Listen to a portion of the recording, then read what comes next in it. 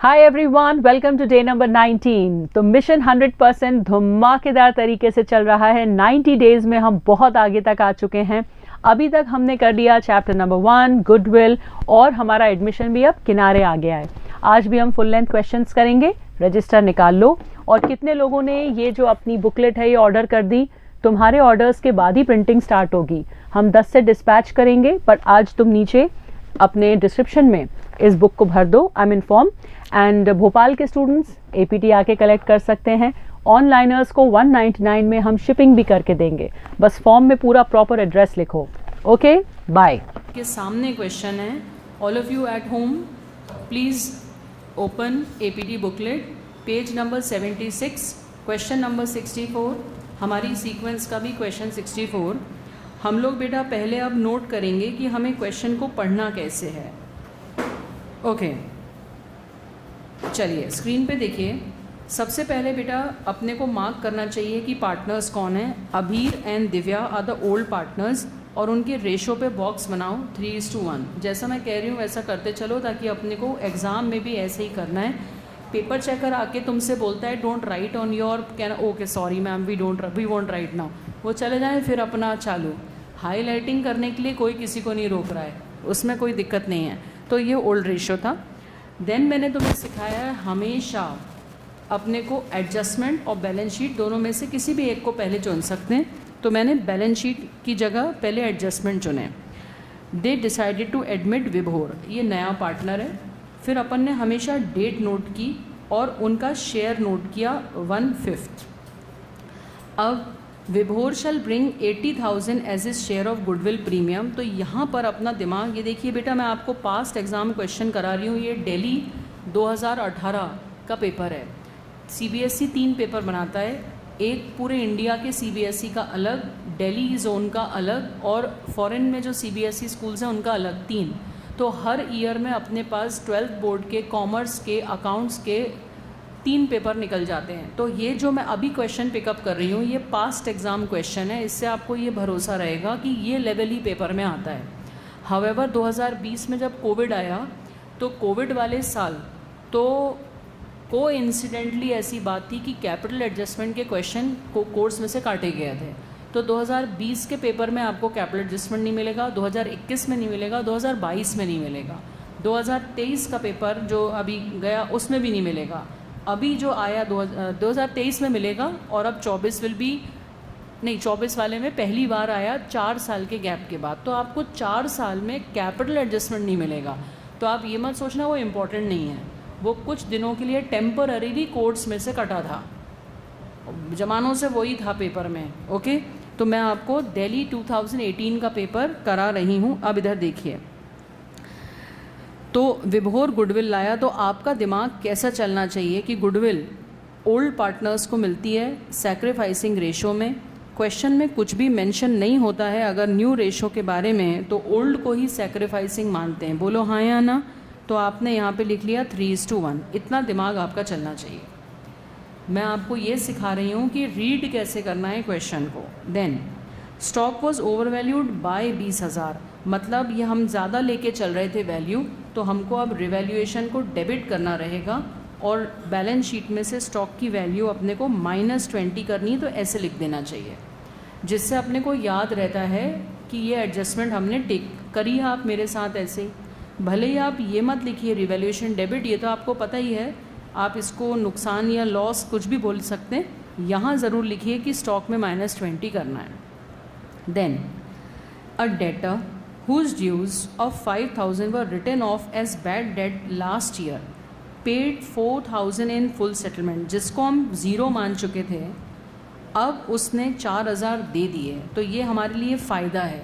तो ये रिवैल्यूएशन में क्रेडिट होगा, कैश में प्लस होगा, क्योंकि सामने वाले ने पैसे दे दिए फुल सेटलमेंट में। तो कभी कभी बच्चे कंफ्यूज हो जाते हैं कि मैम वो 5,000 की जगह 4 दे रहा है, अपना नुकसान हो गया। बच्चों, उसको पूरी तरह राइट ऑफ कर चुके थे, वो बुक्स में था ही नहीं, और अब वो 4 दे रहा है, तो ये पूरा अपने लिए एक्स्ट्रा है और प्रॉफिट है। तो कैश में जुड़ेगा और रिवैल्यूएशन में क्रेडिट साइड पर जाएगा। Is that clear? अब 2 months salary 6,000 per month was outstanding, तो मतलब रिवैल्यूएशन में डेबिट साइड पे जाएगा, नया कोई खर्चा आ गया, और बैलेंस शीट में लाइबिलिटी साइड जाएगा कि एक नई लाइबिलिटी क्रिएट हो गई। तो इतना अपने को साथ में सोचना पड़ता है, तब अपन क्वेश्चन सही कर पाते हैं। Vibhor was to bring in capital to the extent of 1/5 of the total capital of the new firm, मतलब विभोर को 1/5 शेयर लाना है, 1/5 of the total capital of the new firm. तो एक्चुअली ये कैपिटल एडजस्टमेंट का ही क्वेश्चन है, आई थॉट ये बिना कैपिटल एडजस्टमेंट का होगा। तो अपन एक काम करते हैं, मैं क्वेश्चन को थोड़ा सा स्लाइटली चेंज करती हूँ, ये लास्ट वाला पॉइंट अपन छोड़ते हैं क्योंकि मैंने कैपिटल एडजस्टमेंट पढ़ाया नहीं है। तो अपन यहाँ पर लिख लेते हैं, कैपिटल लिखो, विभोर का capital 2 lakh, he brings 2 lakh capital. मैं क्वेश्चन को चेंज कर रही हूँ थोड़ा सा, क्योंकि वो कैपिटल एडजस्टमेंट का क्वेश्चन है और वो तुमने अभी पढ़ा नहीं। Did you understand what I said? Last adjustment में मैंने क्या लिख दिया है कि 2 लाख कैपिटल लाया, कैश में जुड़ेगा, कैपिटल में जुड़ेगा। अब अपने को इस लेवल का क्वेश्चन हमने एडजस्टमेंट पढ़ ली है। अब अपन आए लायबिलिटीज साइड। क्रेडिटर, क्या क्वेश्चन में कुछ दिया है क्रेडिटर के बारे में? नहीं दिया, सीधे बैलेंस शीट में जाएगा। एम्प्लॉयज़ प्रोविडेंट फंड, ये बताओ रिजर्व्स हैं या liability? It's a liability. Provident fund is not a reserve, ये बैलेंस शीट में एज इट इज़ जाएगा। प्रोविडेंट फंड हर मंथ एम्प्लॉय की सैलरी में से डिडक्ट होता है और ये आपको डिपार्टमेंट में जमा करना होता है, ये लायबिलिटी है, इट्स नॉट अ रिजर्व। ऐसी पॉइंट्स को जो अपने को सीखने को कुछ मिला, आप उसके आगे या तो क्यू लिखा कीजिए या LDR लास्ट डे रिवीजन वाला पॉइंट लिखा कीजिए, जो भी आपको करना है ग्रीन कलर के पेन से, ताकि आपकी जो APT बुकलेट है उसमें इतने क्वेश्चंस में से आपको फोकस क्लियर रहे कि ये पॉइंट मेरे को देखना है और उसका नोट बना लेना चाहिए अपने रजिस्टर पे। इन्वेस्टमेंट फ्लक्चुएशन रिजर्व, बताइए ये रिजर्व है कि नहीं? क्या इसके बारे में कुछ क्वेश्चन में दिया है? हाँ, जाके देखते हैं एसेट साइड पे। एसेट साइड में लिखा है हमारे इन्वेस्टमेंट 5 लाख के थे, ऑटोमेटिक वो 440 के हो गए। 5 लाख की चीज़ अगर 440 की हो जाए तो कितना लॉस दे गई? हाँ या ना? 5 लाख की चीज़ 4,40,000 की हो गई तो लॉस हो गया। कितना हो गया? 60,000। और हमने कितना रिज़र्व बना के रखा था? 1 लाख। तो 1 लाख में से 60,000 तो वैल्यू कम करने में काम आ गए। तो आपका इसका कुछ नहीं करना है, बस बैलेंस शीट में आपको नई वैल्यू कौन सी दिखानी है? 440। और जो 60,000 रुपये एक्स्ट्रा बचे वो आपको ओल्ड पार्टनर्स के कैपिटल अकाउंट के क्रेडिट साइड पे लिखना है ओल्ड रेशो में, विच इन द क्वेश्चन इज़ 3:1। हाँ सॉरी 40। या did you understand the point? 1 lakh में से 60,000 तो वैल्यू कम करने में काम आ गए, उसका कुछ नहीं करना है, बस उसको शो ऐसे करना है कि ये न्यू वैल्यू हम दिखा रहे हैं। इनडायरेक्टली 5 को हमने 440 कर दिया, 60,000 उसमें काम आ गए। अब हमारे पास 40 एक्स्ट्रा बचे, 1 लाख में से 60 गए तो 40 एक्स्ट्रा बचे। ये ओल्ड पार्टनर के कैपिटल अकाउंट के क्रेडिट साइड पे आएंगे, क्योंकि हम उनको दे रहे हैं, पार्टनर्स को मिल रहा है। पार्टनर्स को कुछ भी मिलता है तो क्रेडिट साइड पर आता है। Is that clear? तो 3:1। देन कैपिटल, आपको पता है, सॉरी जनरल रिज़र्व, बताइए जनरल रिज़र्व किसको मिलता है? ओल्ड पार्टनर्स को। तो जब भी पार्टनर्स को कुछ मिलता है तो कैपिटल अकाउंट के क्रेडिट साइड पे ओल्ड रेशो में जाता है। फिर दोनों के कैपिटल लिखें, बताइए कैपिटल कहाँ जाते हैं? पार्टनर्स कैपिटल अकाउंट के क्रेडिट साइड पे। बताइए लायबिलिटी साइड कितने लोगों को क्लियर हो गई कि हाँ ये इसका खांचा है, मेरे को इतनी चीज़ें क्लियर हो गई। गुड। अब अपन आते हैं एसेट साइड पे, कैश एट बैंक। आप बताइए कैश में क्या क्या जुड़ेगा? मैंने अभी बोला है कैपिटल वो 2 लाख लाया, वो जुड़ेगा। मैंने अभी बोला प्रीमियम फॉर गुडविल जुड़ेगा। कितनी गुडविल लाया? 80,000। प्लस मैंने बोला कि वो जो 4,000 रुपये एक डेटर दे गया वो जुड़ेगा। और कुछ है क्या कैश का? देखो और कुछ है कैश का? बस, तो ये 3 चीज़ें कैश में जुड़ेंगी। डेटर्स और प्रोविज़न सीधे बैलेंस शीट में जाएगा, कोई एडजस्टमेंट नहीं है, और स्टॉक -20 होके जाएगा। इतना सब अपन ने इमेजिन कर लिया। ये क्वेश्चन 8 मार्क्स की कैटेगरी का क्वेश्चन है। इसमें कैपिटल एडजस्टमेंट था, पर मैंने अभी उसको डिडक्ट करके सिर्फ इतना बोला है कि वो 2 लाख कैपिटल लाया, इतना करना है। अब इसमें आपको लगना चाहिए 8 मार्क के क्वेश्चन में 16 मिनट मैक्सिमम लिया, उसका सब बढ़िया रहेगा। अब मैं आपके सामने इसको सॉल्व कर रही हूँ, जो कि मैं चाहूँगी मेजरली आप खुद करें। पहले हम बनाएंगे रिवैल्यूएशन अकाउंट। हमने देखा ज़्यादा चीज़ें थी ही नहीं, तो 3 या 4 चीज़ों में रिवैल्यूएशन ख़त्म। फिर हमने बनाया पार्टनर्स कैपिटल अकाउंट, जिसमें 3 पार्टनर थे। जगह की कमी की वजह से आप लोग थोड़ा प्रॉपरली बनाइए, मैं थोड़ा सा उसको मजबूर हूँ कि उसको फास्ट और कम जगह में करना पड़ रहा है।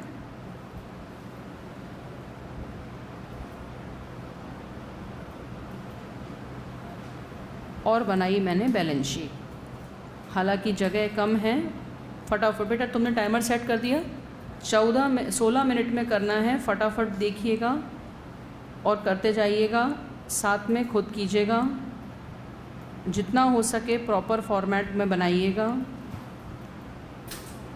वर्किंग नोट में आप कैश अकाउंट बना सकते हैं चाहे तो, बाकी कुछ नीड नहीं है। सभी लोग एकदम नीट एंड टाइडी रखेंगे अपनी वर्किंग को। बेटा, मेरा स्क्रीन आप देखना बंद कर दीजिए, don't look at the screen, आप अपना खुद का करिए। और सल्यूशन किसी काम का नहीं है, बुक का, क्योंकि मैंने एक एडजस्टमेंट चेंज किया है, तो अपने को अपना ही सल्यूशन खुद निकालना है। Yes my dear onliners, are you clear हम क्या कर रहे हैं क्लास में?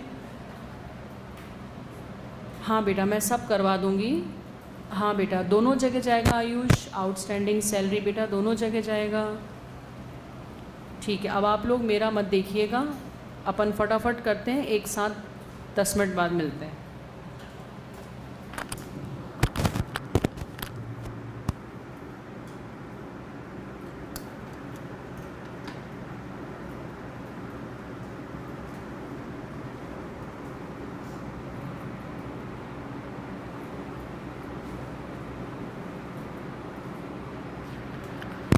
सबसे पहले जैसा कि मैंने कहा, लाइबिलिटी साइड से शुरू कर लीजिए। पढ़ने का ऑर्डर रखा, करने का ऑर्डर लाइबिलिटी साइड में क्रेडिटर से शुरू किया मैंने क्वेश्चन को।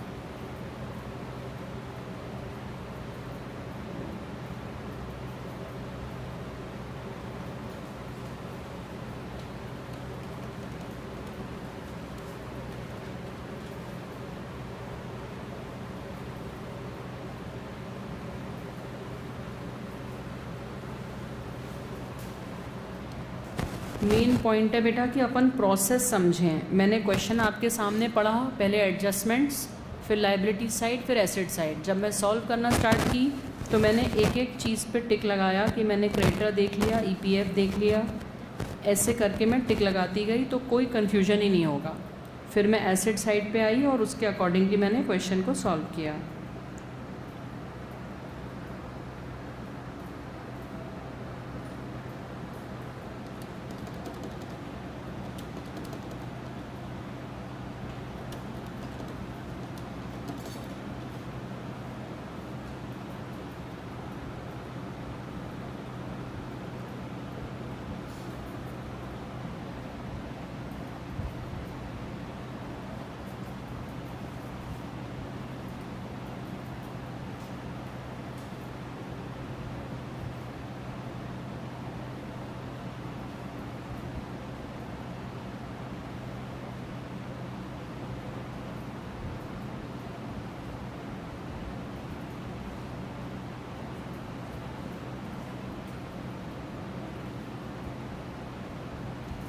जो जो बैलेंस शीट में मैं देखती गई उसको भी मैंने टिक लगा लिया।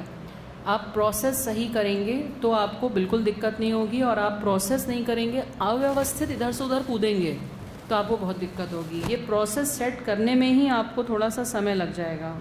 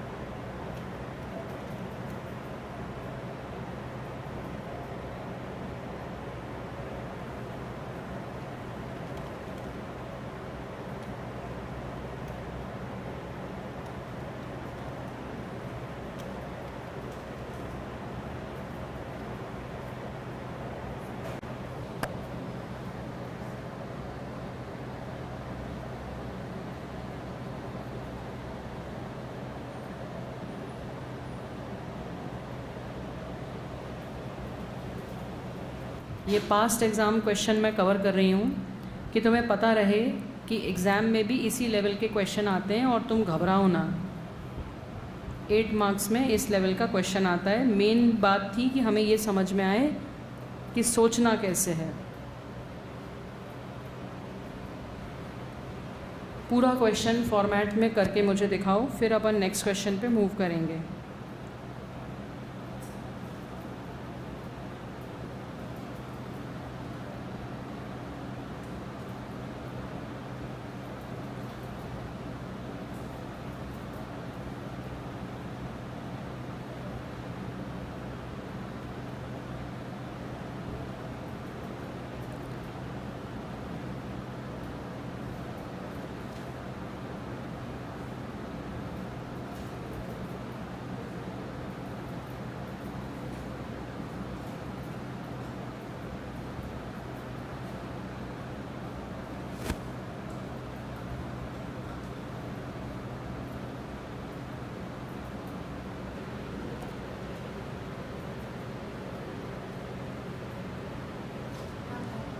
Please come and show me your solution. My dear onliners, I request you to please give बेटा एम्प्लॉयज़ प्रोविडेंट फंड निम्रा लिख के रख लो कि EPF is not a reserve, it's a liability. तो जहाँ पे अपने नोट्स बनाए ना बेटा अपन ने, वहाँ पर जाओ नोट्स में, जहाँ पे अपन बेटा रिज़र्व्स का लिख रहे थे, जहाँ अपन ने ट्रीटमेंट ऑफ रिज़र्व्स लिखा था, वहाँ जाओ।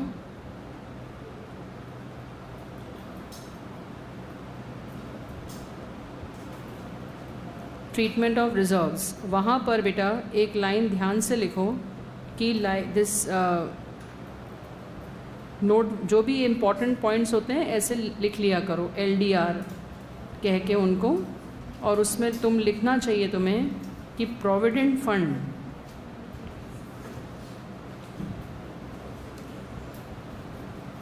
Is a liability and goes in balance sheet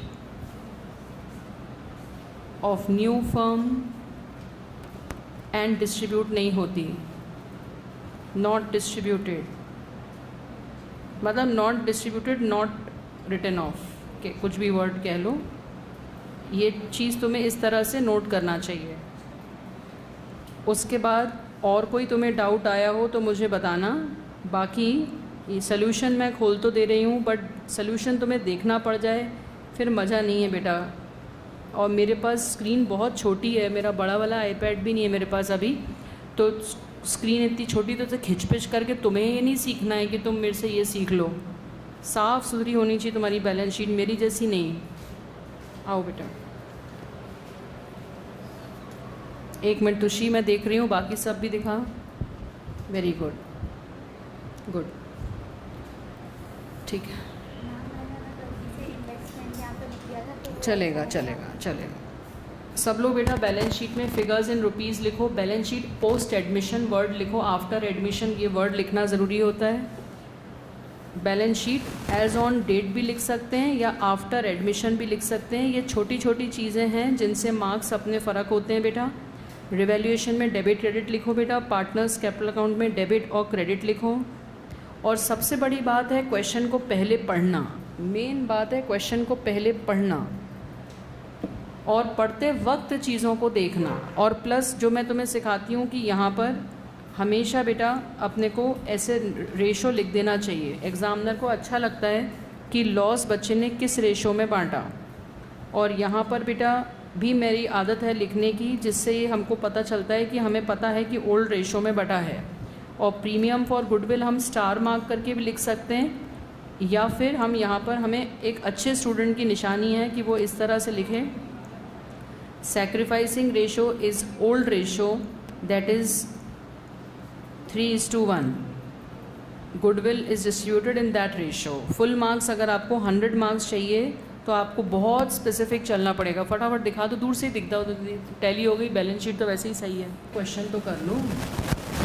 चलो अब अपन जो क्वेश्चन उठा रहे हैं, पेन नीचे रखो। अब जो क्वेश्चन उठा रहे हैं वो है अगेन अ टफ क्वेश्चन। ये TS ग्रेवाल का क्वेश्चन है और ये एग्ज़ाम क्वेश्चन तो नहीं है, मगर इस टाइप के क्वेश्चन प्री बोर्ड में आते हैं, क्योंकि टीचर्स को तो प्री बोर्ड में टफ ही देना होता है। तो क्वेश्चन 63 शुरू कर रहे हैं। सब पेन नीचे रख देंगे। हाँ, मतलब पेन हाथ में सिर्फ इस वास्ते उठाएंगे कि अपन उसमें नोटिंग्स करेंगे। प्लीज़ बुकलेट लेके आएँ नेक्स्ट क्लास से।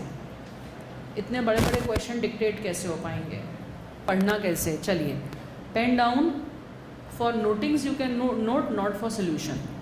ये क्वेश्चन 20 मिनट की कैटेगरी वाला है, बड़ा क्वेश्चन है, टफ क्वेश्चन है, हमें नहीं डरना है, बट है। सुनिए, ABC आर पार्टनर्स। सबसे पहले रेशो देखा 3:1। तो एक तो जैसे ही 6 नंबर डिनोमिनेटर में आता है तो कैलकुलेशन वैसे ही टेढ़े हो जाते हैं। 3:1। आगे कैपिटल दिए तीनों के, fine, creditor, bills payable, adjustment पे जाते हैं। D is admitted as the new partner on first day of the year. Capital 50,000 है, रेशो नहीं दिया। देखो अभी कितना रेशो है ये नहीं दिया। Following adjustments on D's admission.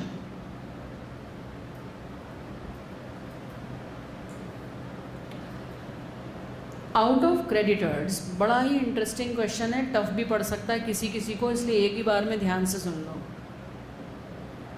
Out of, ये थोड़े और पहले का क्वेश्चन है। 2015-16 में ऐसे क्वेश्चन आते थे जब 15 नंबर का एक क्वेश्चन पार्टनरशिप का आता था, फिर 12 का हुआ, फिर 8 का हुआ बिकॉज ऑफ योर प्रैक्टिकल्स।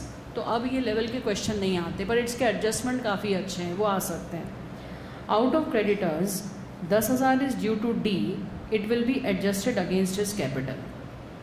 क्या मतलब है इस लाइन का? हमको उससे कैपिटल कितना लेना था, बोलो? 50।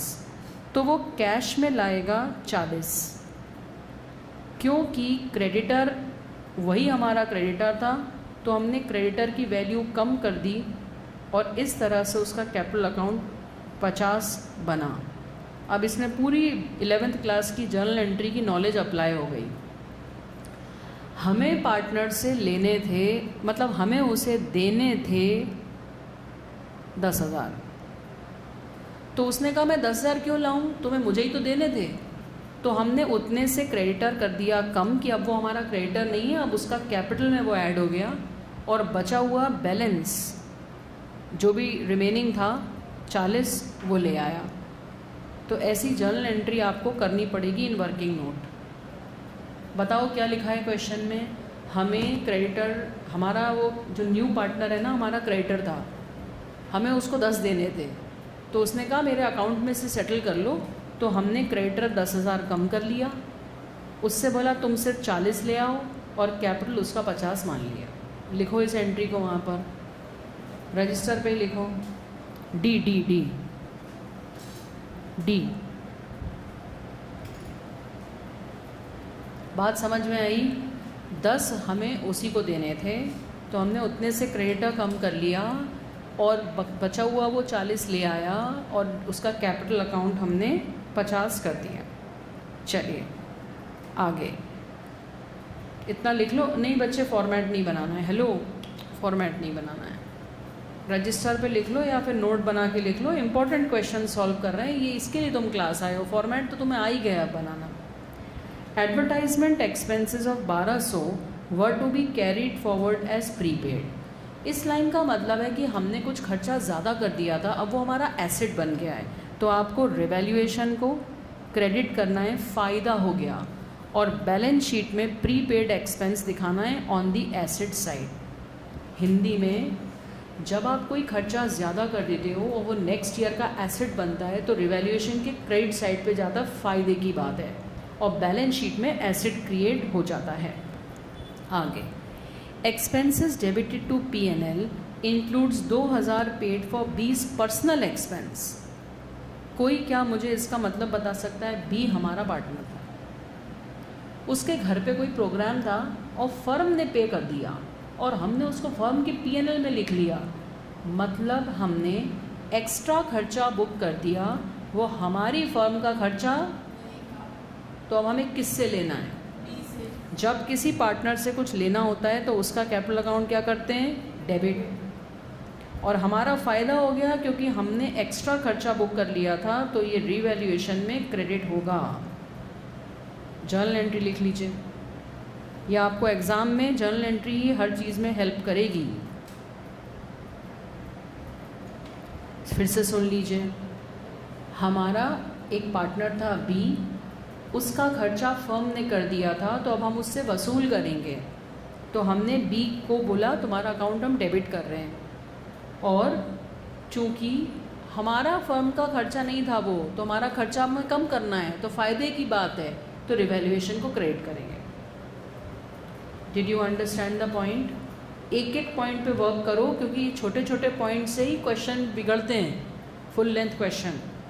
Next, a bill of exchange. This is now again important because 11th में आपके कोर्स में बिल ऑफ एक्सचेंज नहीं था, तो आपको इस तरह का एडजस्टमेंट समझने में टाइम लग सकता है। Focus on it. Bill of exchange 4000 discount कराया था बैंक से। अब ये क्या होता है, सुनो ध्यान से। बिल ऑफ एक्सचेंज हमारा एसेट होता है, कागज़ पे लिखा है कि 3 महीने बाद पैसे मिलेंगे,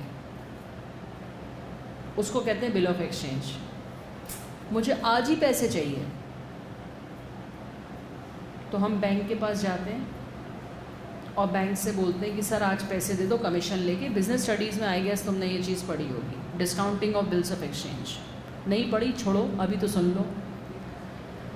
जब आप बैंक से बिल ऑफ एक्सचेंज डिस्काउंट करा लेते हो, तो आपको तो पैसे आज ही मिल गए, और बैंक को आप कर लेते हो, मतलब आप एंट्री करते हो bank account debit to bill of exchange, कि आपका एसेट ख़त्म और बैंक में बैलेंस बढ़ गया। अब क्या होता है, ड्यू डेट पे बैंक गया उस आदमी के पास कि भैया पैसे दे दो, वो फैल गया। कौन फैल गया? Third party. तो जब थर्ड पार्टी फैल गया, इसको कहते हैं डिसऑनर, और हमने अभी तक उसकी एंट्री नहीं की है। तो बेटा जब पूरी स्टोरी सुन लो तुम, क्योंकि ये तो ज़रा ज़्यादा ही टिपिकल पॉइंट है, आ गया तो तुम्हें दिक्कत होगी प्री बोर्ड में। बोर्ड में नहीं आएगा क्योंकि 11th में बिल ऑफ एक्सचेंज कट गया। हम ये हैं, हमारे पास है bill of exchange. Bill of exchange होता है हमारा एसेट। हम गए बैंक के पास, ICICI बैंक, और उनसे कहा सर आज पैसे दे दो। इसको कहते हैं डिस्काउंटिंग।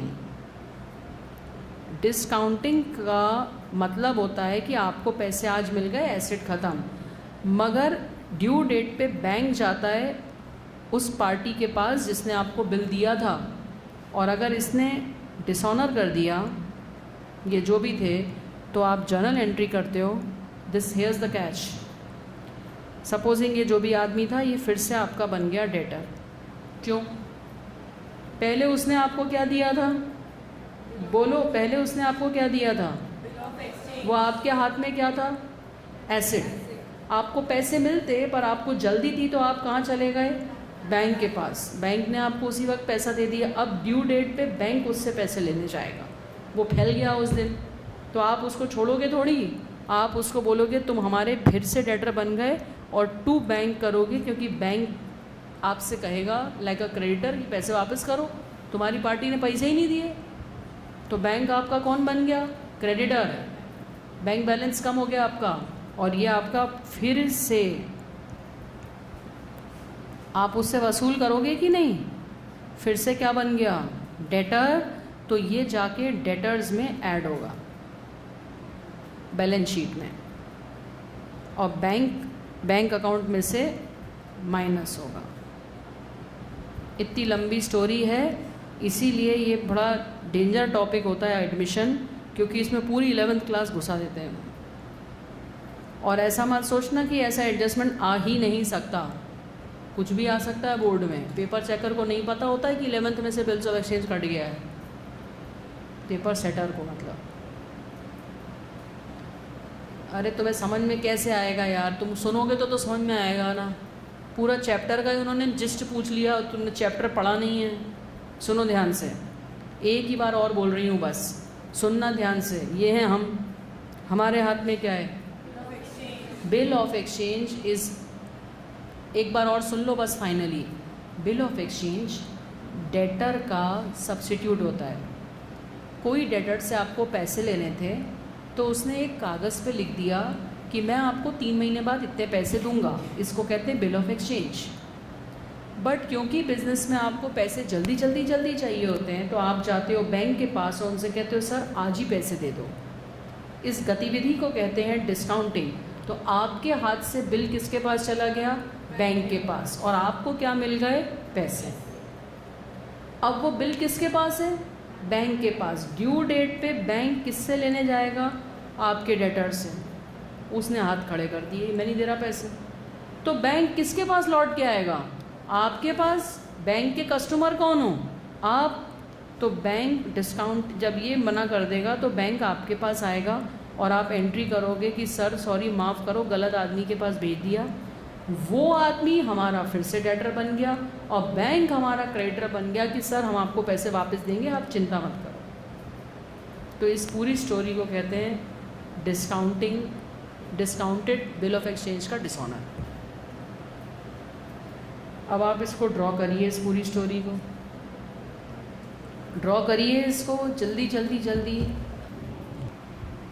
चलिए लिखें, आगे बढ़ती हूँ मैं, आगे बढ़ती हूँ। प्रोविज़न। अब इसमें इफ़ेक्ट्स क्या क्या हुए? इसके इफ़ेक्ट क्या क्या हुए? ये वाली एडजस्टमेंट एंट्री के डेटर में ऐड हो गया, बैंक में से माइनस हो गया। आगे 2 मिनट ऑनलाइनर्स से तुम्हारे डाउट अलग से लेती हूँ। Provision for doubtful debt is to be created against debtor. ठीक है, कर लेंगे, बट इसमें पर मज़ेदार बात क्या है बताओ? ये जो 4000 अभी इसमें ऐड हुए हैं ना, 34,000 पे प्रोविज़न बनेगा। अभी ऐड हुए हैं ना 34,000 पे प्रोविज़न बनेगा। उसके बाद expense on revaluation is to be paid by A. बताओ खर्चा किसको करना चाहिए रिवैल्यूएशन का? हमें। हमारी जर्नल एंट्री होनी चाहिए थी रिवैल्यूएशन टू कैश कितना है? 2100। बट पार्टनर बोला मैं दे देता हूँ, तुम लोग चिंता मत करो। तो यहाँ कैश की जगह किसका नाम आएगा? ए का, क्योंकि वो कह रहा है मैं अभी दे देता हूँ, तुम लोग मुझे बाद में वापस कर देना। तो पार्टनर के साथ जो भी कुछ होता है ऐसे कैपिटल अकाउंट के थ्रू एडजस्ट होता है। एंट्री लिखो इसकी। रिवैल्यूएशन का खर्चा इज़ अ नुकसान फॉर अस। हम लिखते relation to cash, but partner बोला मैं अभी दे देता हूँ, तो हमारा वो एक तरह से लाइबिलिटी बन गया कि हम उसको अब बाद में दे देंगे। बताइए पार्टनर के कैपिटल अकाउंट में ये एंट्री कौन से साइड जाएगी? By revaluation. Only credit side, क्योंकि पार्टनर की वैल्यू बढ़ रही है ना? मज़ेदार क्वेश्चन। उसके बाद आपको लेजर अकाउंट बनाने, बैलेंस शीट बनानी है आफ्टर एडमिशन। ये क्वेश्चन लिख लीजिए फटाफट। मुझे लगता है मैंने समझा दिया, ये आपको खुद घर पे करना चाहिए। Question 63 is your homework. मैंने आपको पूरा एक्सप्लेन कर दिया है ताकि आप इसको खुद सॉल्व कर पाएँ। और मानिए मेरी बात, मैं आपको इतना होमवर्क हमेशा देती नहीं हूँ, अभी ज़रूरी है होमवर्क देना। Question 63 is your homework, okay. Along with this, question 62 is also homework. 62 APT booklet, I will not check it. आप करो तो बहुत बढ़िया, नहीं करो आगे का नुकसान आपका है, तो better do it. Question 62 and question 63, 2 homework only. One will take half an hour, one will take 15 minutes. तो एक और दूंगी तो 1 घंटे का होमवर्क हो जाएगा। अब अपन आते हैं नेक्स्ट क्वेश्चन पर, which we will discuss. Question number 65।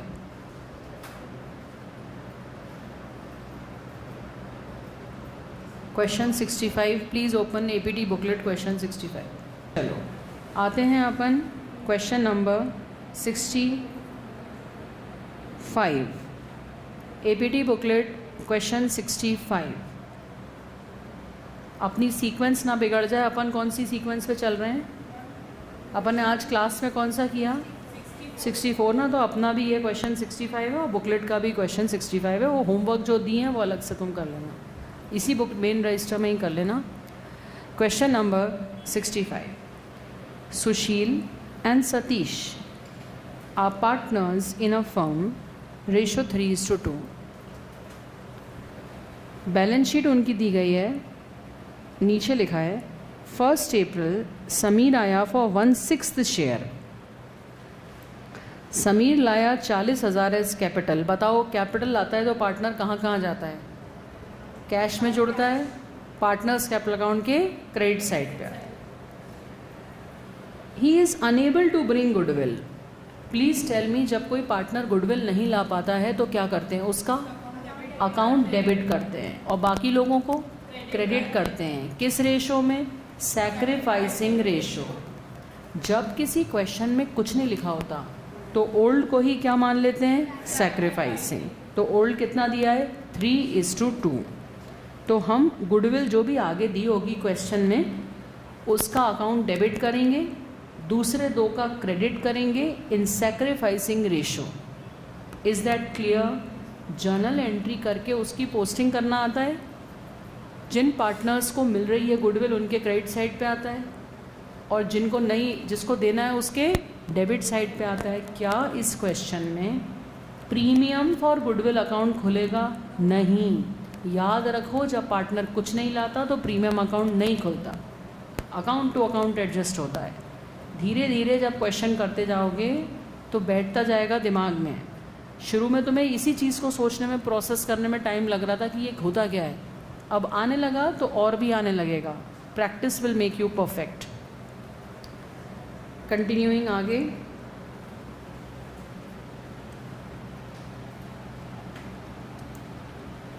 Continuing आगे।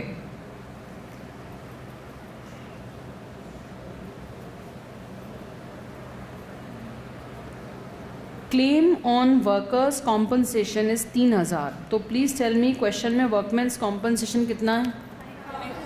5,600 में से क्लेम कितना है? 3। तो बैलेंस शीट में लायबिलिटी साइड कितना लिखेंगे? 3। 5,600 में से 3 लायबिलिटी बन गया, कितना बचा? 2,600। वो किसको मिलेगा? Old partners. In which ratio? Old ratio. Is that clear? मिलता है तो पार्टनर्स के कौन से साइड जाता है? अकाउंट के credit side. To write off bad debt of 6,000। बताओ अभी क्वेश्चन में बैड डेट कितने दिए हैं, डेटर कितने दिए हैं? 80। 80 में से प्रोविज़न कितना है? 4 और डेटर बैड डेट हो गए 6। कितना एक्स्ट्रा नुकसान हो गया? पहले से कितना सोच के रखा था? पहले से कितना सोच के रखा था? तो नुकसान पूरा 6 का मानेंगे या 2 का एक्स्ट्रा? 2 का। फिर से सुन लो इसको। प्रोविज़न पहले कितना बना था? देखो क्वेश्चन में कितना लिखा था? 4। लॉस कितना हो गया? 6। कितना एक्स्ट्रा लॉस हो गया?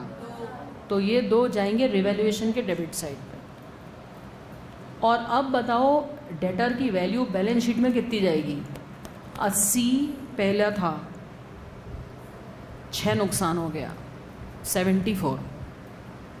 Is that clear? प्रोविज़न 4,000 खप गया और 2,000 का और लॉस हो गया तो 74 पे जाएगी वैल्यू। हाँ या ना?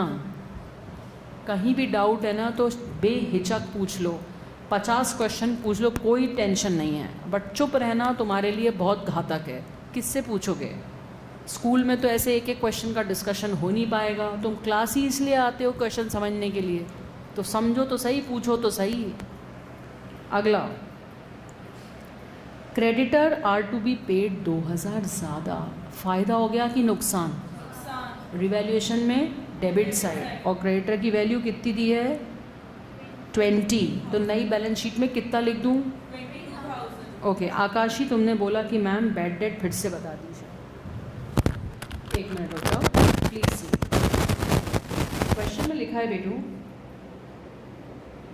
क्वेश्चन में लिखा है कि हमारे डेटर थे 80,000 के, हमने प्रोविज़न बना के रखा था 4, तो हमारे डेटर थे 76। प्रोविज़न का मतलब होता है कि हमारे माइंड में एक एक्सपेक्टेशन है कि इतना नुकसान होगा, तो वो 4 की जगह बढ़ के हो गया 6। ऑलरेडी 4 तो हमें पता ही था कि लॉस होगा, उसके लिए हम प्रोवाइड कर चुके थे। 2 इज़ एक्स्ट्रा लॉस, तो रिवैल्यूएशन में डेबिट साइड पे लिखेंगे 2,000 एक्स्ट्रा लॉस। और बैलेंस शीट में बेटा ये अब प्रोविजन से कोई मतलब नहीं है, अब सीधे 80 में से 6 74 will go in balance sheet. आगे, there being a claim against the firm for damage, liability 2000 की बनानी है। ओके भारती वेट, बताइए नई लाइबिलिटी 2000 की अनरिकॉर्डेड लाइबिलिटी फ़ायदा है कि नुकसान? नुकसान नुकसान नुकसान। रिवैल्यूएशन में डेबिट साइड, लाइबिलिटी साइड पे अमाउंट आएगा 2000।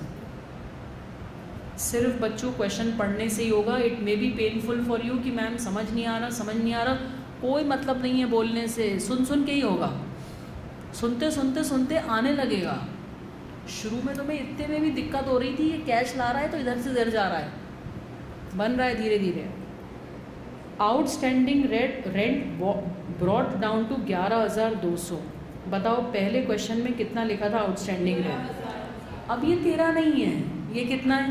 11,200। तो 13,000 की चीज़ 11,200 हो गई। कितना फ़ायदा हो गया? 1800 इज़ योर फ़ायदा। फ़ायदा कहाँ जाता है? रिवैल्यूएशन में, क्रेडिट साइड पे। और न्यू बैलेंस शीट में वैल्यू कितनी जाएगी? 11,200। बात समझ में आई है? आगे, सो goodwill is valued at 1.5 year purchase of average profit of last 3 years less 12,000। क्या दिया उन्होंने? 10 + 20 + 30, ये हो गया 3 साल का एवरेज। एवरेज निकाल के 1.5 कर लेना, -12,000। ऑल राइट, नाउ कुछ टेंशन नहीं है, तुम जब करोगे तो तुम्हें समझ में आ जाएगा कि हमने ये चाहा है कि फर्म की goodwill is 1.5 year purchase of 3 years average less 12,000।